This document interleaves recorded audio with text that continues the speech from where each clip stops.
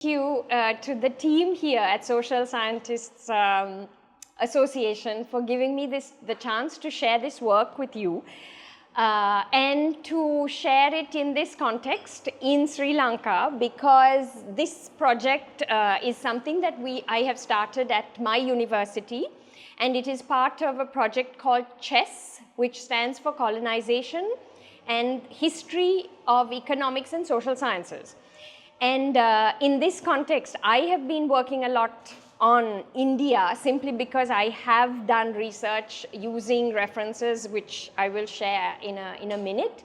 But the idea is also to extend this topic to Sri Lanka. So I'm also very keen on getting feedback and your input and ideas on how to take this forward, to see how this can be done in Sri Lanka as well. So to start, just to give you a background to the project, one of my key references is Amartya Sen. And Sen has questioned and has looked at the complexities of identities in a lot of his work. And this sort of resonates in my analysis here as well. And in his books, actually Sen's work is important for two reasons. Because I use my concept of development is based on his, so it's development as freedom, and a lot of it will be discussed as well. And he has also written widely about violence, about identities. In this book, Identity as Violence, the question is how identities could be used to foment violence. And these questions, I believe, are also central for economic ideas, economic theory, and in this case, development policies. So looking at Sen's work, I will be looking at the centrality of identities in colonial development policies. And the question here is on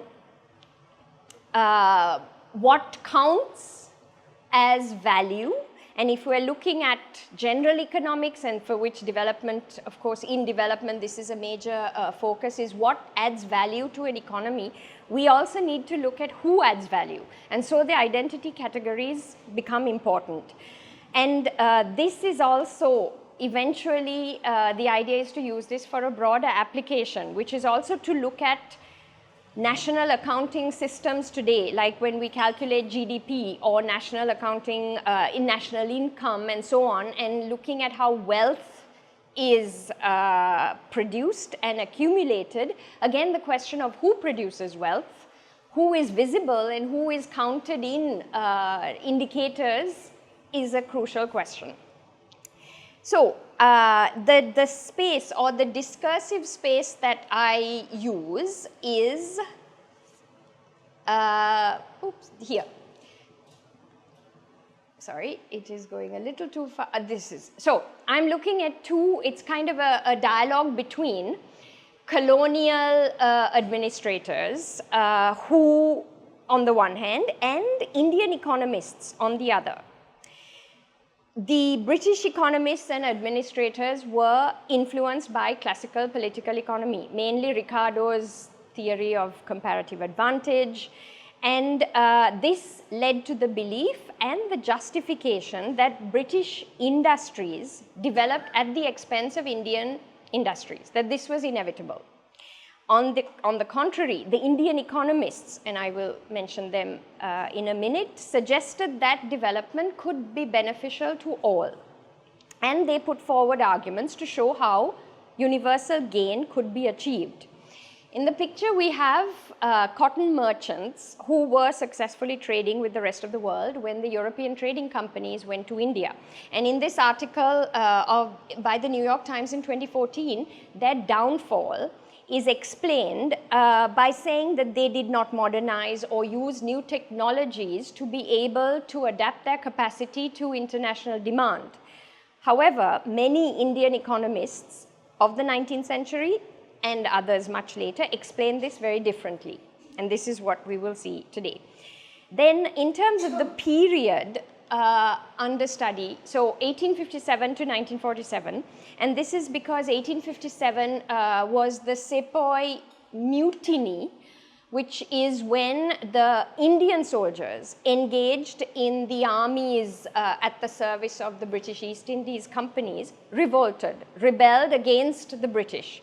So this uprising that started with the soldiers, the Indian soldiers, then spread across the continent, involved kings, sultans, and rulers in India, and became a much larger protest movement. 1947, of course, is when India gained independence. And a comment on the reason the 1857 is also important is that a consequence of the mutiny was the divide and rule policy that was put into place in various ways to make sure that the Hindus and Muslims would not reunite like they did during the mutiny to contest British power. So now we can take a look at some examples of how identity was used as forms of economic governance. And to begin, we will discuss one example, which was almost a direct consequence of the mutiny of 1857, and that was the Criminal Tribes Act, which was put in place in 1871, which has been described by scholars as designed to tighten control over populations that were deemed unruly or potentially rebellious. This act classified certain communities as hereditarily criminal, legalizing and legally designating entire castes, tribes, and social groups as being born criminals. This meant that a person's social identity, not their actions, determined their criminal status. And this led to a sort of formalizing of identity as a direct instrument of economic and administrative control over certain populations. So this act marked the institutionalization of criminality as an inherited trait among communities that were traditionally nomadic, pastoralist, artisan, or even militarized. They were targeted. And for example, these are communities such as the Banjaras, Bhils, Sansis, Pardis, and Koris were identified as criminal tribes because they were groups who had once served as soldiers, nomadic hunters, who were nomadic traders, and they were viewed with suspicion because of their mobility, their refusal to conform to settled agricultural norms, and also because of their distance from direct economic control.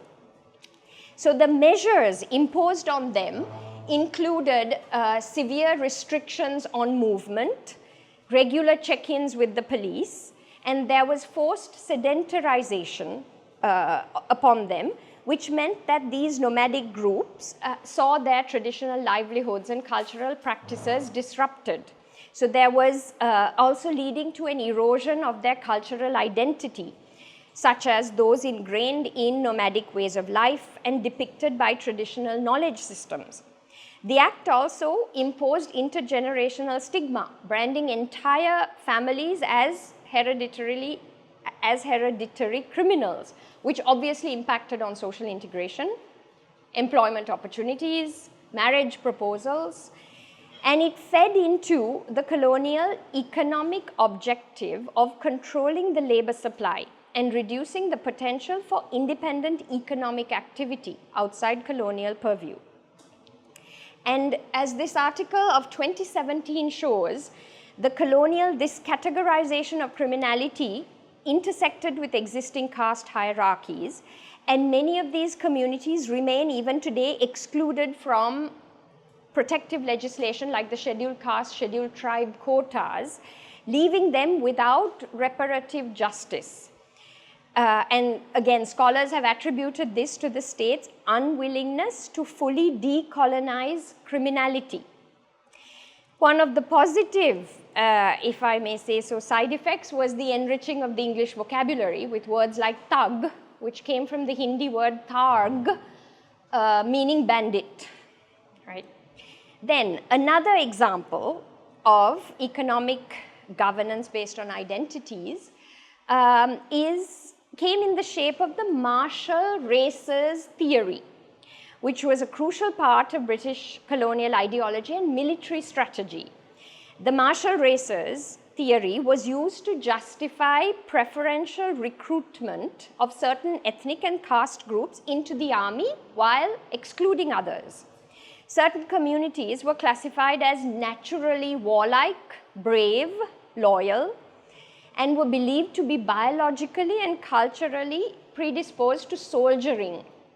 Accordingly, Gurkhas, Sikhs, Pathans, Rajputs, Dogras, Jats were considered to have hereditary and ethnic military aptitude.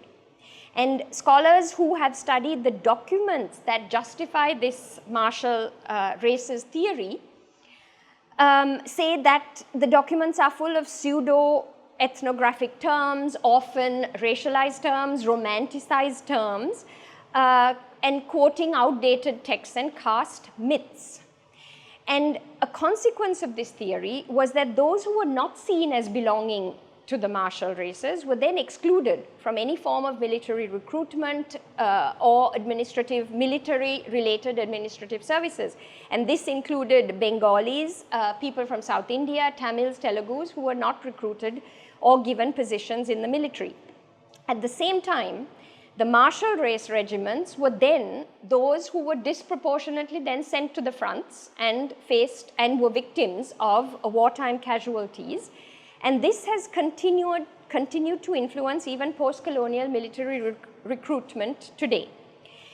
Again, this theory fed into the strategy of the divide and rule policy, because the British favored rural landowning castes like the Jats and avoided educated urban Hindus and Muslims, also fearing potential rebellion or protest, wanting to avoid protests and influence. And this identification was instrumental in defining loyalty according to colonial terms, that is, groups that remained loyal to the British during the mutiny, and by rewarding them through military recruitment and preferential treatment. The third example is that of ethnographic surveys and the census, which initially sought to render Indian society legible to the state. But in doing so, caste was inextricably joined to Hinduism and ossified into rigid categories. And the relationship between caste and Hinduism, commonly presented even today as natural or historically inherent, is in fact the product of layered and contested constructions, both indigenous and colonial. Now, the census was a knowledge gathering and a knowledge making instrument, a tool that rigidified caste, tribal, and religious boundaries. The British could find no one who could tell them authoritatively where and in what number any community was. And the census commissioners discovered that boundary lines hardly existed between Hindus, Sikhs, Jains, and that several Hindu and Muslim populations across the country shared cultural practices relating to marriage, to festivals, even worship, food also. And this went against the colonial assumption that communities had to be mutually exclusive and that one had to belong to one community or another.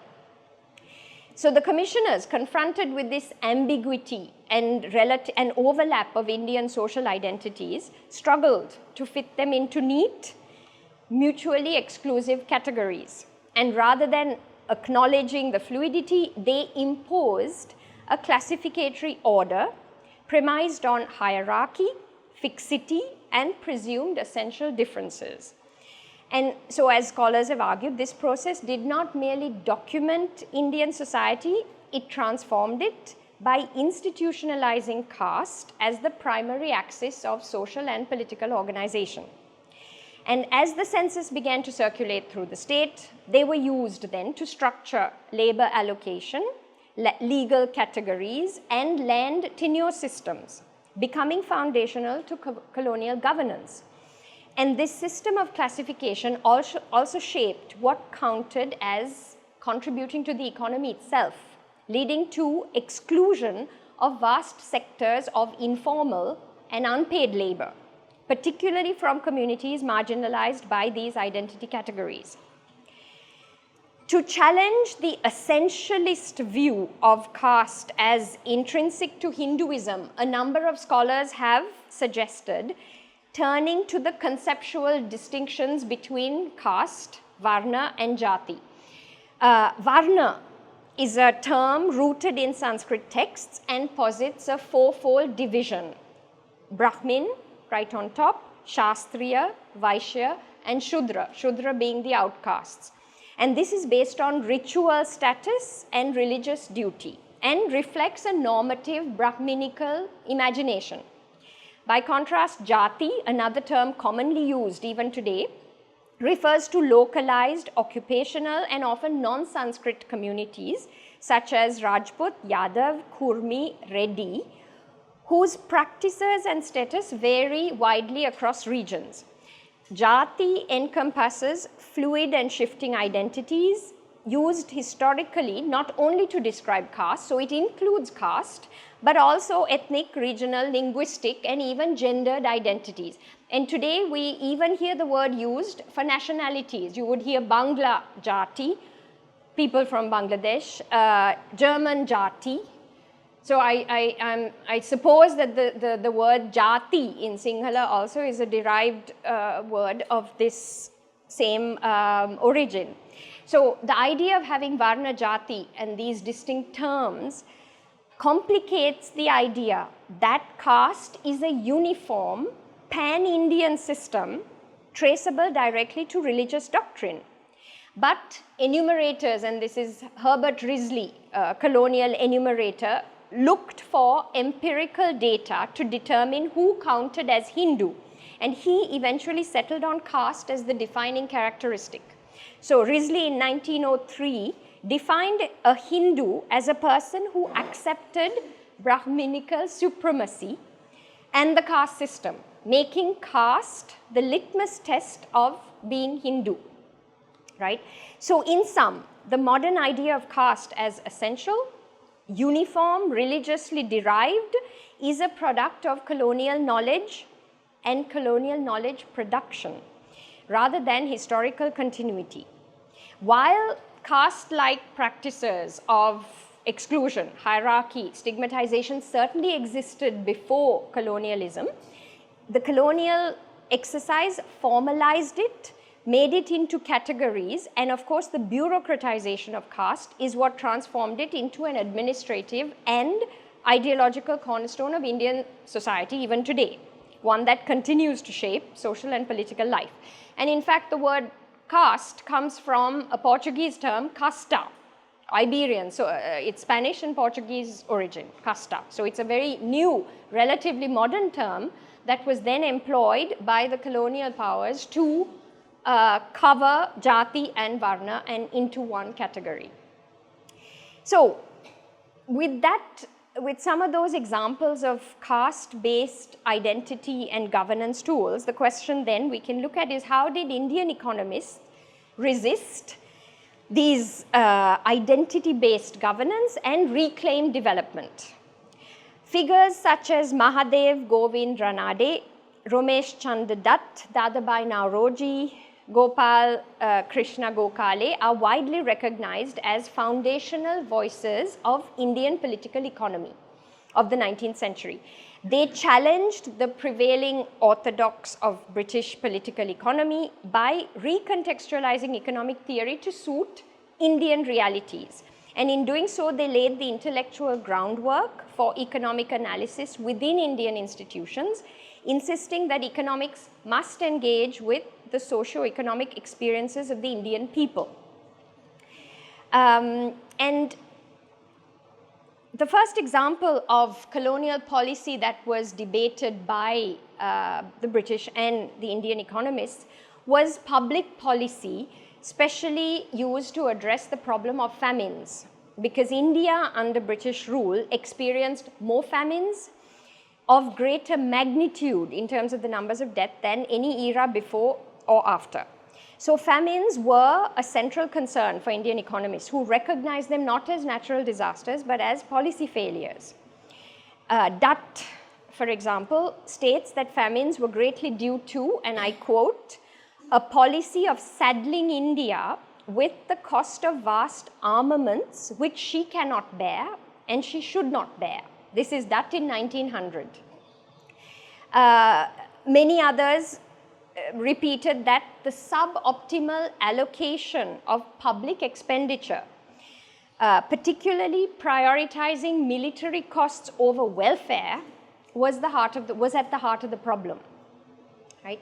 And so this fiscal neglect was compounded by colonial policies discussed earlier, like the martial arts theory and Criminal Tribes Act, which diverted resources toward imperial control, while systematically excluding marginalized groups from land, livelihood, and relief, including famine relief, as a result deepening the vulnerabilities that turned these droughts and natural disasters into such catastrophes.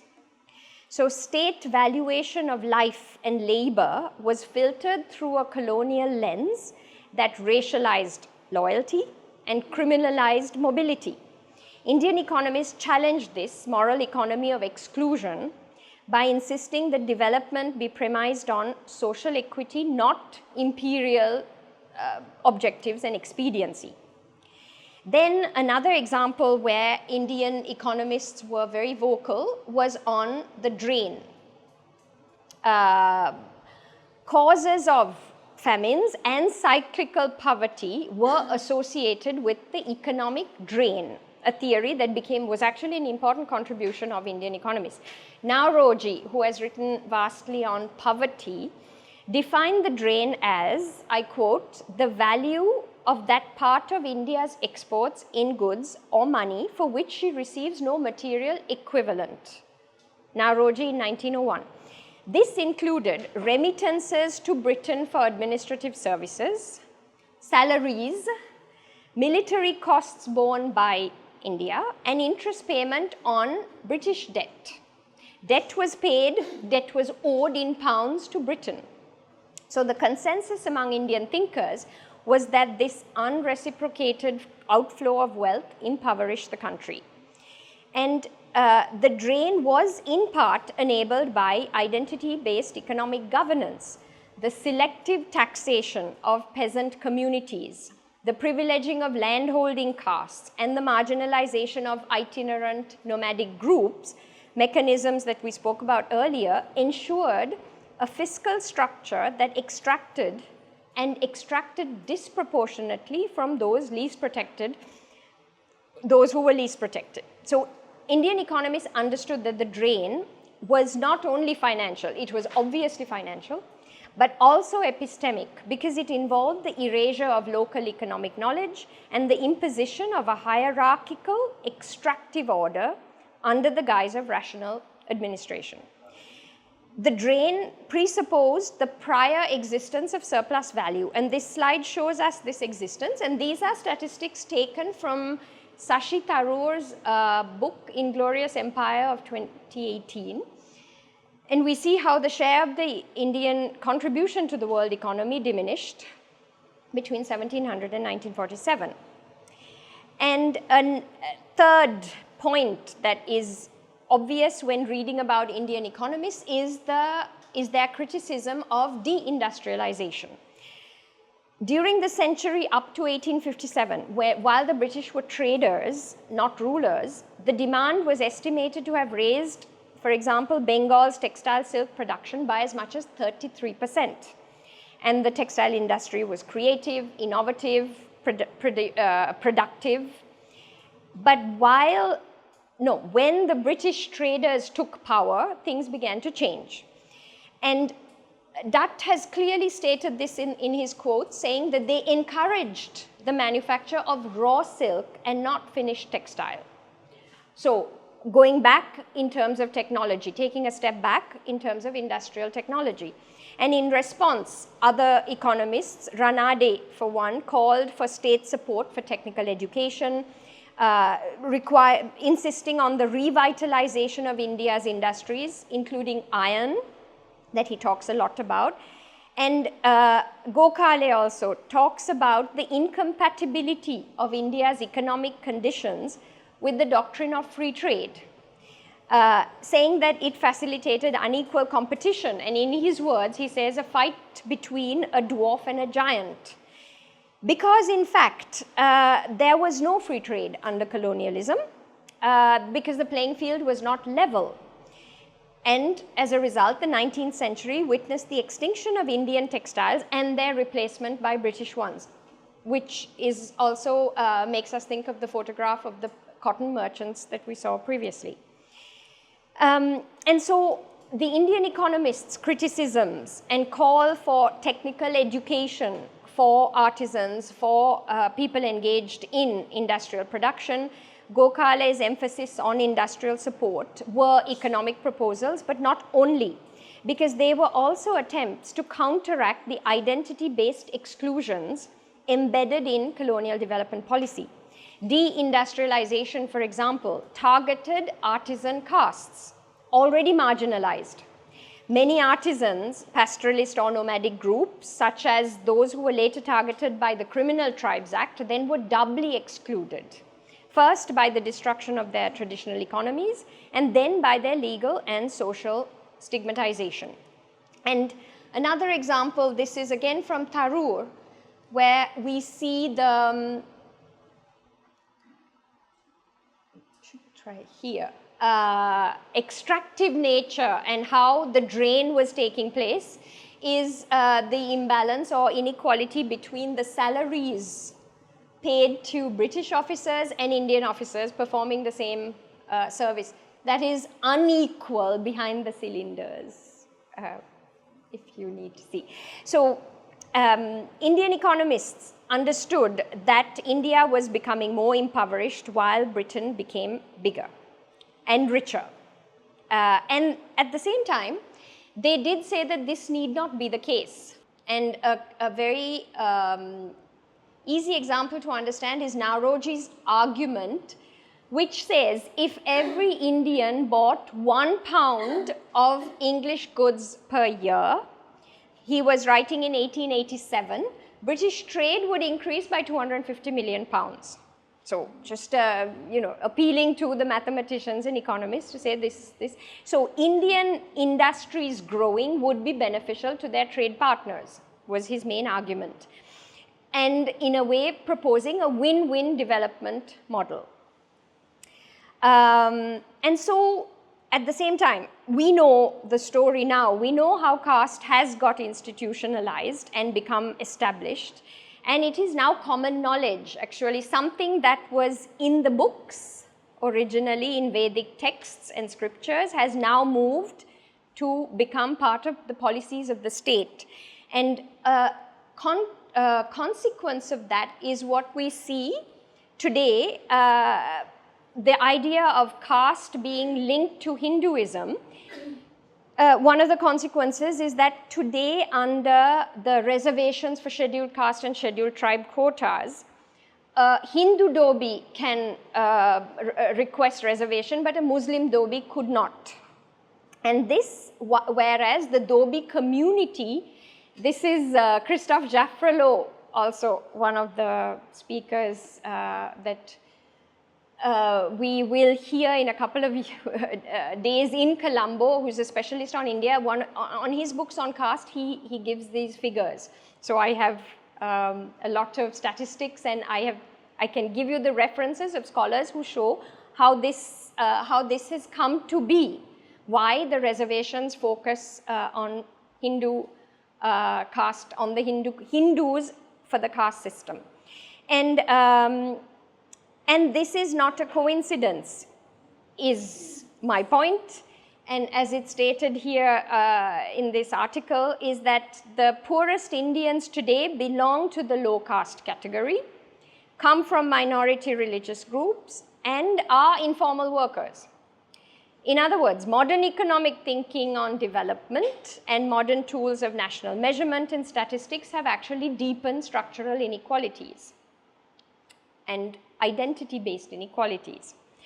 So the analysis so far has shown that economic activities have become mapped to social identities, artisanship to caste, as we saw, mobility to criminality, militancy to ethnicity, thereby naturalizing economic inequality as a function of innate group traits.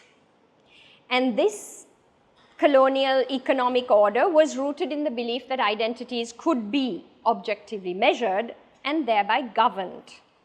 But today, a lot of scholarships have shown, and especially post-colonial and feminist scholars, have shown that this way of thinking systematically excludes entire classes of labor, informal, unpaid, domestic, nomadic, and that sectors of these vast sectors of the economy today are invisible to policy.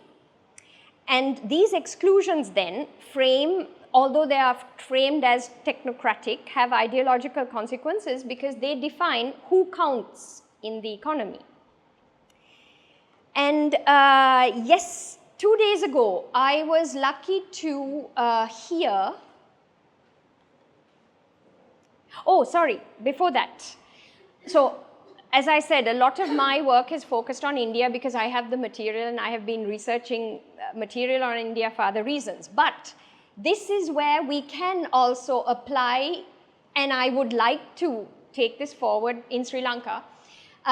This I'm quoting Dharini Rajasingham Senanayaka here in one of her articles where she talks and she explains how hybridity is frowned upon because, again, identities need to be neat, need to be exclusive. It makes it easier to enumerate, to count, and take into consideration. And I've used this example of the goddess Pattini, who has very close ties with Kannagi of South India and the Chila Pattikaram story, right? But what I was saying earlier is this about, yes.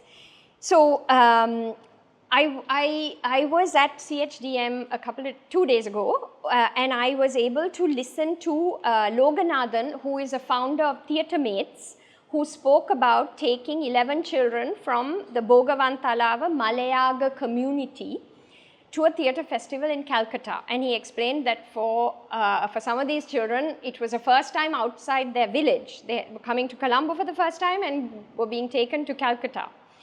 And he also explained that the community is often perceived as being good for domestic work. And in his words, in very fluent Sinhalese, he said, Mahansi vela වැඩ කරන්න අඩුවට වැඩ කරන කට්ටිය. Right? And this theatre project was to show the children and others that there is more to them than that their identities need not be restricted to those occupations, those boundaries, and that mindset. And so here, this is the idea by looking at the colonial administration and their policies and how it's rooted in identity politics, in instrumentalizing identities, and then in the debate with Indian economists who have challenged it and proposing counter-epistemologies more rooted in pluralism and ethical engagement with social reality. The idea is to open up the debate even further. And another quote that's interesting is, and especially the title of the book, it's Catholic Orientalism, but it's Portuguese Empire, Indian Knowledge. And it's the knowledge that first attracted. When I saw the word Indian knowledge, I thought that's sort of what I'm talking about. It needs to be explored. And there's a quote here where they say, India was an enigma they came to solve, they here being the Portuguese, all the while working on its total destruction. And so maybe that's what we need to think about, is that maybe it's an enigma that did not need to be solved. Maybe all enigmas don't need to be solved. Or maybe they need to be re-questioned, reopened, rediscussed. And then to end again, I will talk about again, Loganathan and Theatre Mates community, because he said that on these estates, there is no place for people to gather. There's no public space Whether this is deliberate or not was not his point, but there is no place for people to gather. They have musical shows because it is fun, it is entertainment. But theatre is frowned upon, and when they were rehearsing, there were lots of questions. They had police visits. They had to justify why they were doing theatre. And he said, because theatre affects the mind. And on that, I think that's the starting point, is we need to look at these enigmas and the questions and start with the mind, and just to realize that identities can be fixed, and then, or we may not realize how fixed they are until we start digging a little deeper. So I will stop there. Thank you.